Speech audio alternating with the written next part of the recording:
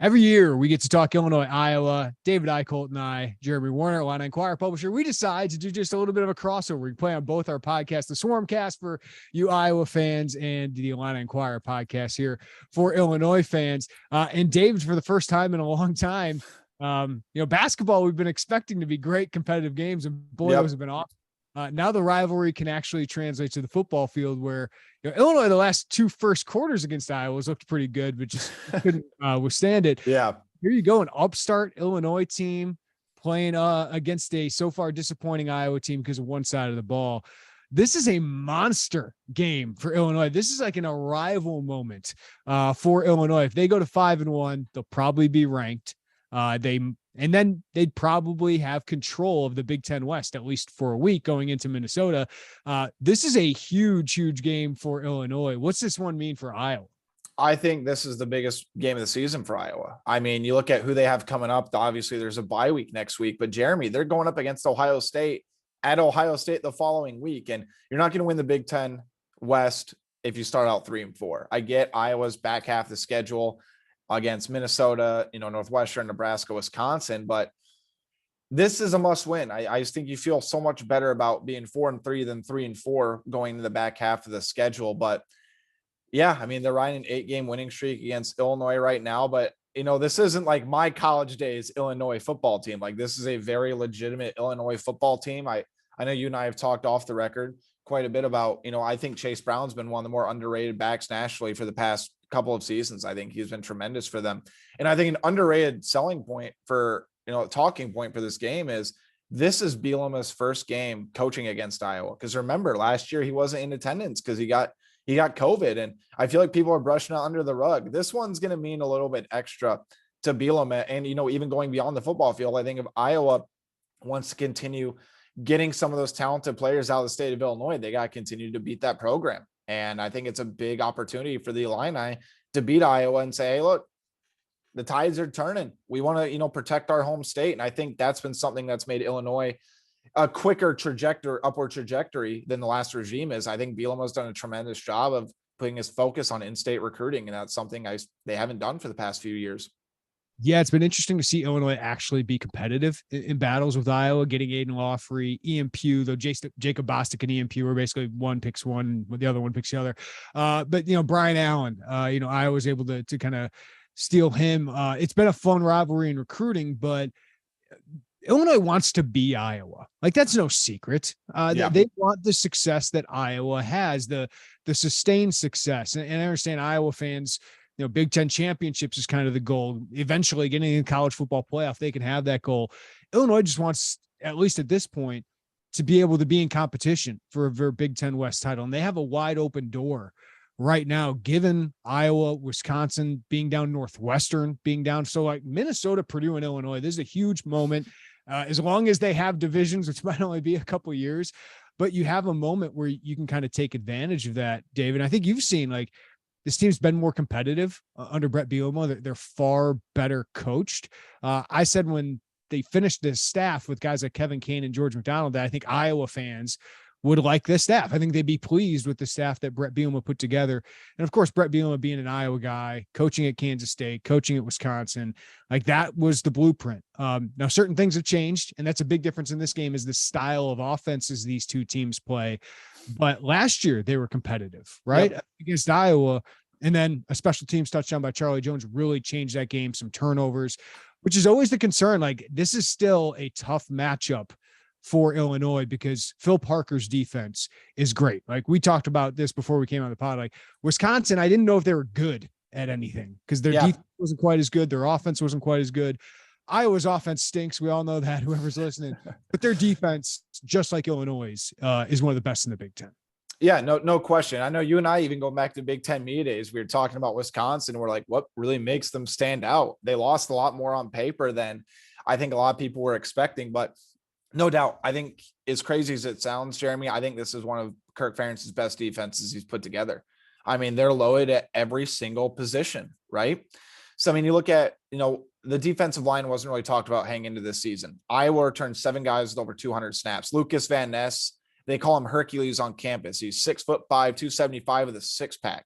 I mean, his physique's not real. Illinois target, Barrington. Oh, yeah.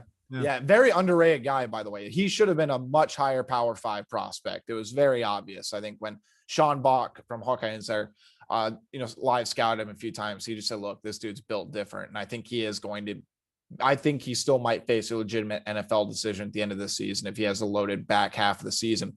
Linebackers, losing Justin Jacobs was massive to this defense, but Cooper DeJean is well taken over for that cash role at cornerback. I think he's Iowa's best all-around football player. This is a guy that was actually being recruited to Virginia at quarterback. So, of course, Iowa fans, given all the offensive struggles, kind of want to, hey, why don't we throw Cooper as a Wildcat quarterback?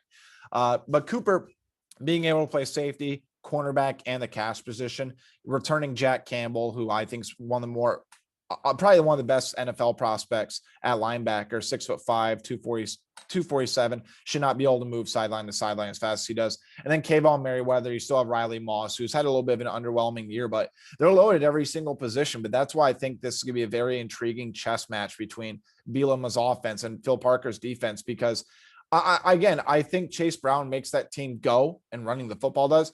Yeah. But Tommy DeVito has been really, really impressive to me. 9 touchdowns, 2 interceptions, completing 70% of his passes. There's just much more stability at quarterback. And that's kind of allowed Illinois to use some of those skill players on the outside that, frankly, I think have not been able to be utilized to their fullest potential due to the instability at quarterback. So I've been intrigued with what they're able to do. I think they can do more things. And I think that's what's going to make this game a lot of fun. And I know Iowa's defense can be very motivated after what happened against Michigan, because I think, again, Blake Corum is one of the best running backs in the country.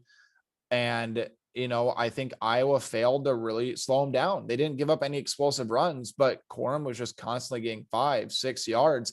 And Iowa only had 3 tackles for loss on 66 plays. And that's not Iowa defense. So I'm very intrigued about, like I said, just the chess match between Illinois' offense and Iowa's defense.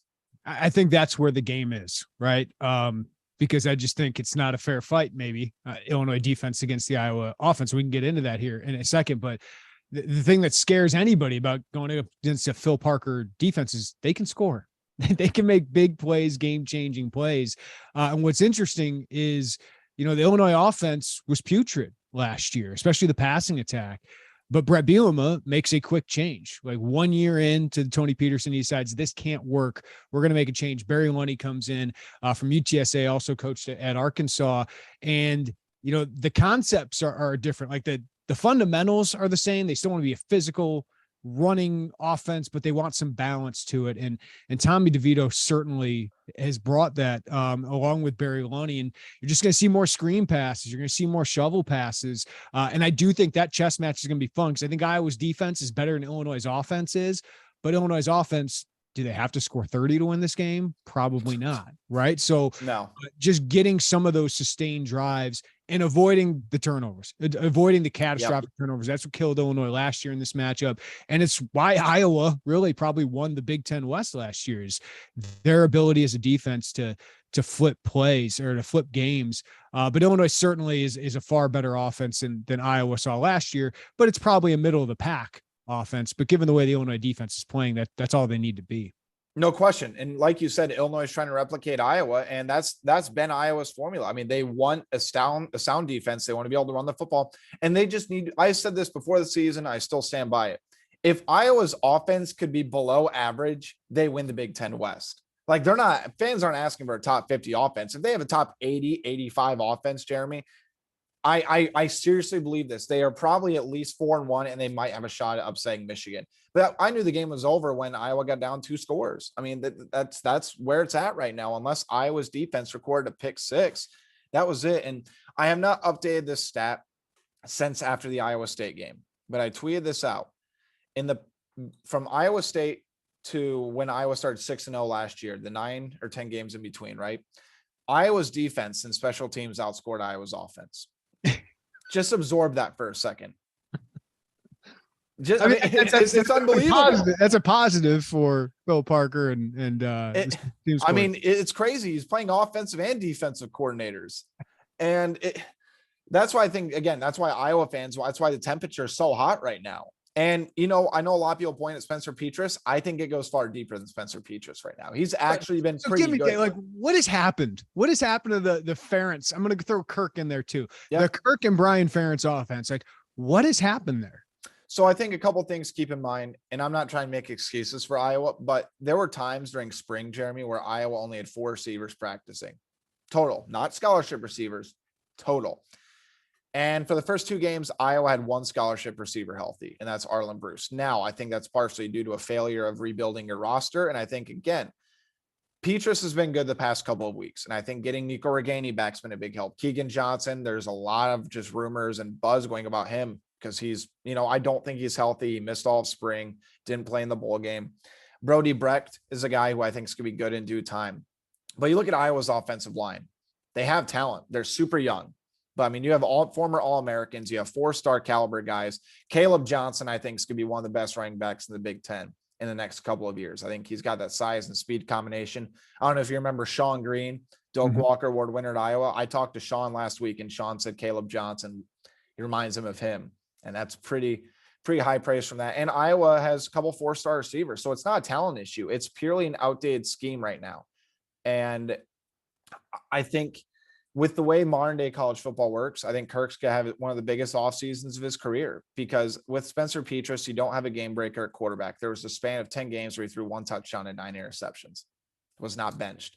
And we look around college football today. You mentioned Illinois making a change. Look what that's done for them. And Iowa was not aggressive in the transfer portal. And we live in an era where 47% of starting quarterbacks are transfers. And for some reason, Iowa didn't explore that option as deep as they should have. There are a couple names they were monitoring, but never really aggressively try to go after. So I think, again, Kirk's going to have to just modernize his offense. And I think it goes far deeper than Bryant. I think this is Kirk's scheme.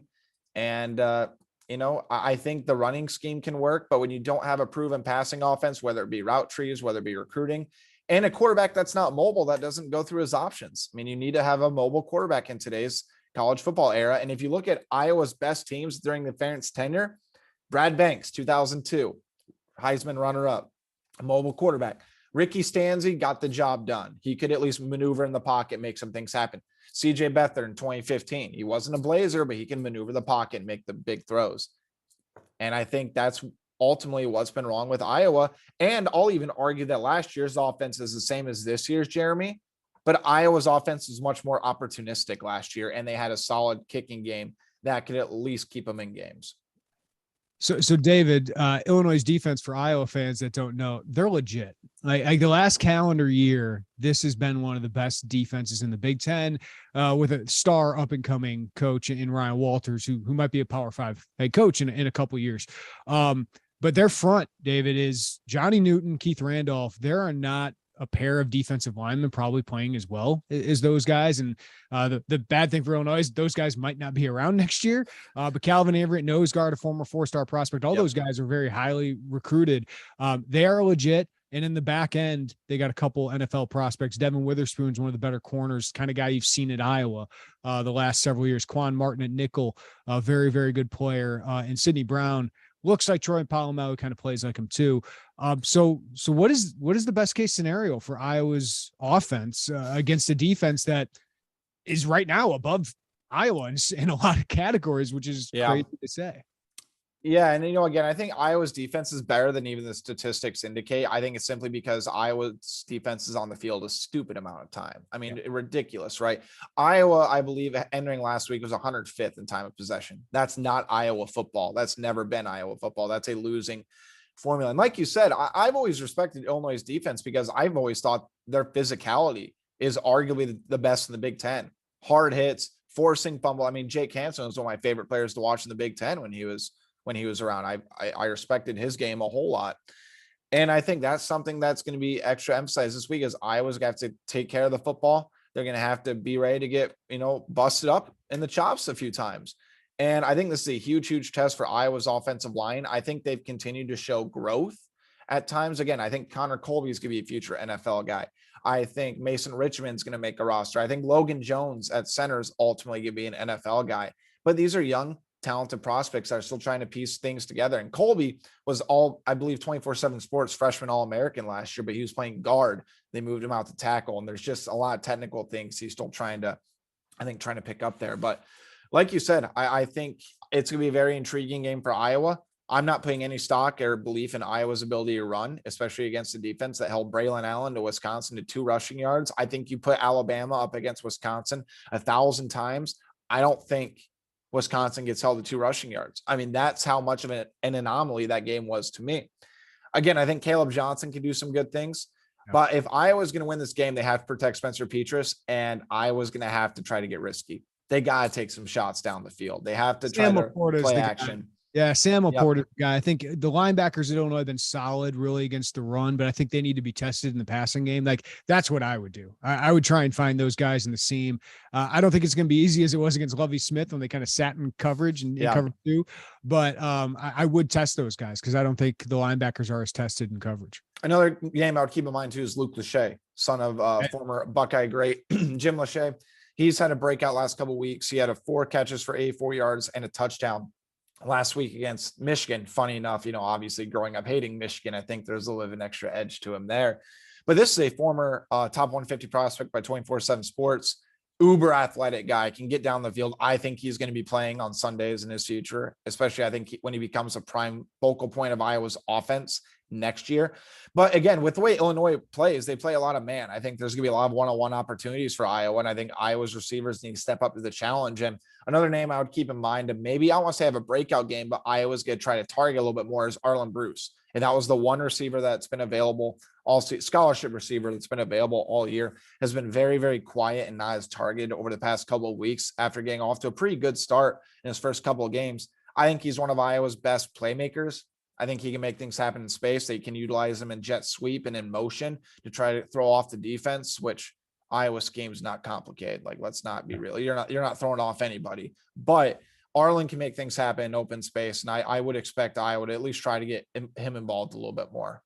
The matchup I can't wait for is potentially the Butkus Award winner, Campbell, against potentially the Doak Walker Award winner and Chase Brown. I mean, if you're the Big Ten Network, you're going to be building up that matchup, right? Like, what do you think of that? I love it. And again, I think Jack Campbell's been really disappointed with last week's performance against Michigan, because I think Campbell wanted to hit the gaps a lot quicker than he did. So again, you talk about Chase Brown, who, again, I've been incredibly impressed with his skill set. And I've always said if he played on a team that's not named Illinois, he would have been better than a third team all Big Ten back, in my opinion, last year. I think he's that dynamic. I'm very excited for it. I'm very excited for the physicality between Illinois' O-line and Iowa's defensive line. Because again, I think Iowa's defensive line's got some dogs. I think they've done a good job at sealing the edge. But I do think it's very interesting to me that the way Michigan approached it, they ran a lot more in between the tackles than I thought they would. I thought they would try to utilize the speed on the outside a lot more, but I think that also gives testament to Iowa's edge rushers as far as sealing and containing the edge. I think John Wagner has been a guy, he was a former 4-star by 24/7 Sports. Really has had, I don't want to say a slow start to his career, but he's really pieced it together in his final season. But he's a guy who I think is among the Big Ten's best at containing that edge. So I'm again, the chess match between Bielema's offense and Phil Parker's defense. I think Bielema's going to throw a couple tricks in there as well, because you talk about the momentum of the program, beating your alma mater and getting just, I think, an Iowa curse that's kind of been looming over the heads of Illinois football fans over the last few years, again, especially considering the way they kind of lost those games. So I expect, everything to be thrown against the wall in this game for both teams. If you're an Iowa fan, I think the one edge you have to exploit is special teams. You mentioned it before, David, but Illinois had maybe its best punter ever. Blake Hayes is gone. A kicker, James McCord, who's on a practice squad in the NFL, he's gone. And they've had real inconsistency in the punting game and the kicking game. And their starting kicker, Caleb Griffin, couldn't even kick off the other day because he had some kind of injury that limits him. He still kicked field goals and made a 42-yarder.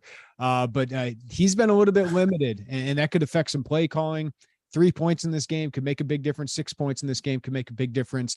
And we know how good Tory Taylor is. The Aussie thing we all know here at Illinois because of Blake Hayes. Yep. And they've just been so strong in special teams that, for once, first time in probably about 3 or 4 years, special teams is a weakness and a concern for Illinois.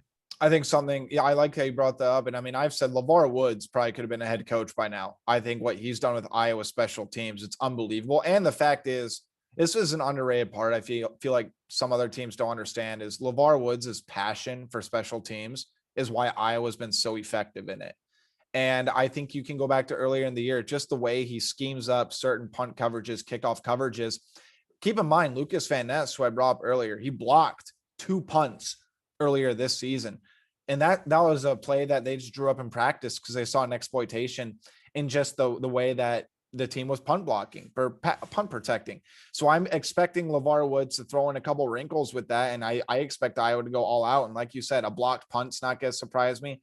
I think Iowa's kickoff, obviously losing Charlie Jones hurts in more ways than one now that, Iowa fans are seeing what he's doing at Purdue. They're not exactly thrilled with what's going on in Iowa's passing game. But like you mentioned, I think it's a big edge for Iowa. I think Torrey Taylor is the best punter in the country.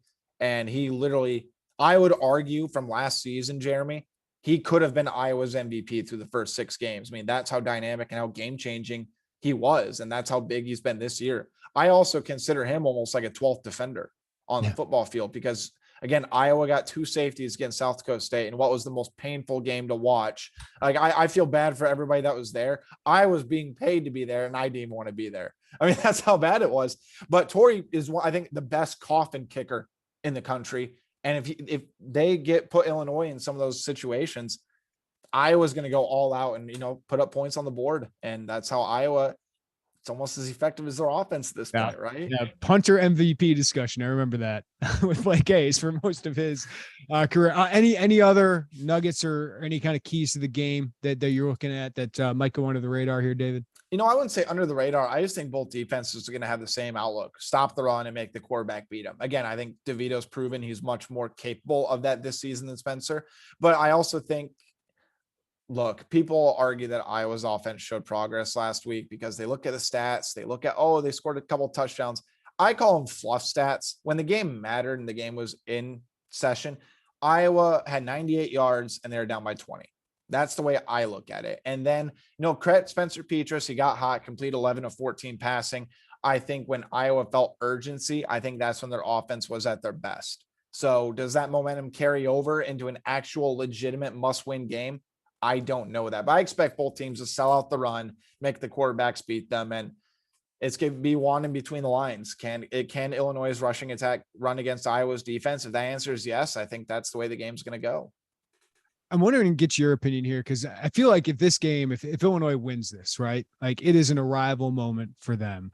But if Iowa loses this, like Joey Wagner looked at me and said, well, what with Wisconsin firing Paul Chryst, is Iowa starting to feel that way? Like, I know Kirk is entrenched there. He's one of the best coaches ever there, along with Hayden Fry. But what is the temperature there if they lose this game? I think it's an interesting question. I think you have to I think people need to take a step back and evaluate the full body of work, which is going to frustrate people in the moment. But Iowa's recruiting at an all-time high level. They're recruiting better and better every single year. I mean, they're the number 1 offensive tackle coming in next year, which I think will provide immediate help. They got Xavier Wampa, number 1 safety. I know they're in-state guys that could win everywhere. Iowa's recruiting more talent than they've had before. Iowa's won games. I mean, I think they're in the top 10 in the country over the past 6 years in overall wins, at least among Power 5 teams. I think that speaks for itself. Still putting players in the NFL. I think there's going to be a boiling temperature for Kirk to make some offensive changes. Yeah. In terms of firing maybe a coach or two. Now, who do they fire? I don't know. Because I think Kelton Copeland's been a good wide receivers coach. Iowa's tight end tradition speaks for itself. I think George Barnett, I think people need to give him one more year because he's bringing in a lot of talent and he's a proven offensive line coach.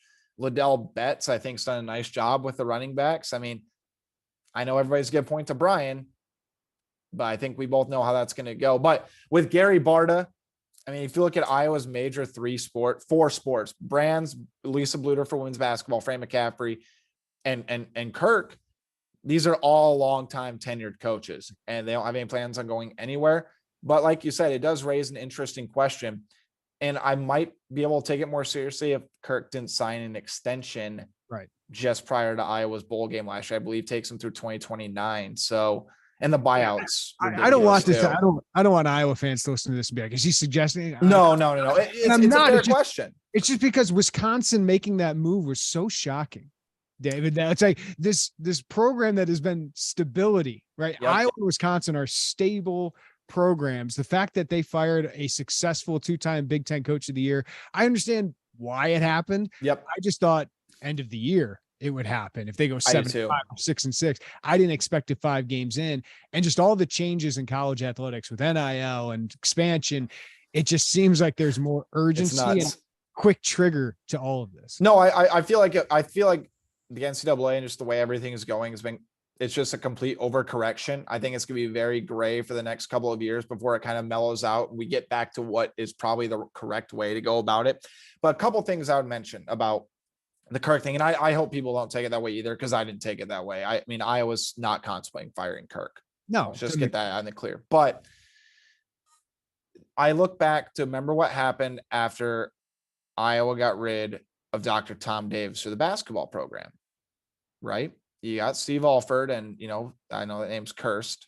Mm-hmm. And then we saw what happened before Fran McCaffrey got there. And there's a fear of going back to that bad level and I think that's why when you see Iowa's athletic department and the coaches, that's why they keep extending them, is they don't want to make that mistake. And the other thing I would point to, look what happened in Nebraska.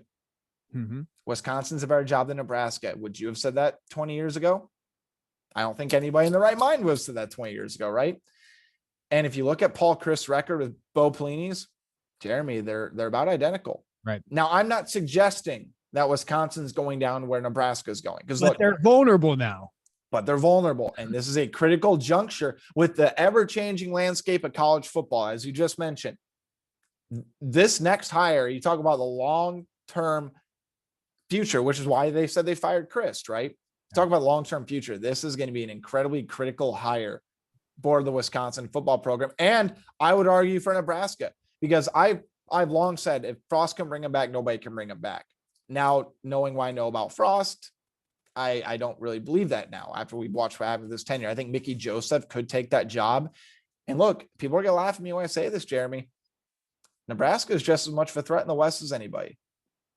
Well, they are, because they have the resources, and NIL, nobody could do better. They need a good coach, though. Like the Mickey Joseph thing just does not make. Go get Lance Heupel. They have to. It's idiotic if they don't. Look what he's on Kansas. We live in an era, Jeremy, where Kansas football got resurgence of Kansas football before Nebraska. Yes, because they have a good coach. It's crazy. Program building coach. Like those things still matter. I think you're seeing it now at Illinois. No matter what people think about PJ Fleck, you got to give him his due at this point with how he's been able to build it. So that's the model. That's the model of what you can do. And then if you want more, eventually you go get more. But yeah, I mean, Wisconsin's got to nail this hire, because I mean, we're young enough, David, might not look it anymore, but like we're young enough that we don't remember Wisconsin being terrible. They were terrible before Barry Alvarez got there. And it's Nebraska showing. Like everyone keeps picking Nebraska to finish high in the Big Ten West, and I keep picking them. What did you pick them? Did you pick them last year? I think I did too. Because everyone was like, oh, these transfers are all going to work out, the new coaching staff. And I said, that's also a recipe for disaster. All these mercenaries coming together for one season with their coach on the hot list or hot seat. If they lose a game or two they're not supposed to, that's all going to fall apart. No question. And I don't get these right very often, but I've seen it. I've seen it before, where all these like transfers, all these quick fixes, it's not usually the way to go, man. And to the counterpoint of you saying we don't remember Wisconsin being bad, we don't remember Nebraska being good. Maybe outside 2009. Pelini they had him, they were good. Now I was going to say this generation of recruits don't remember Nebraska being good. No. And I know, Nebraska fans, if any of them listen to this, like I'm going to get trounced for this.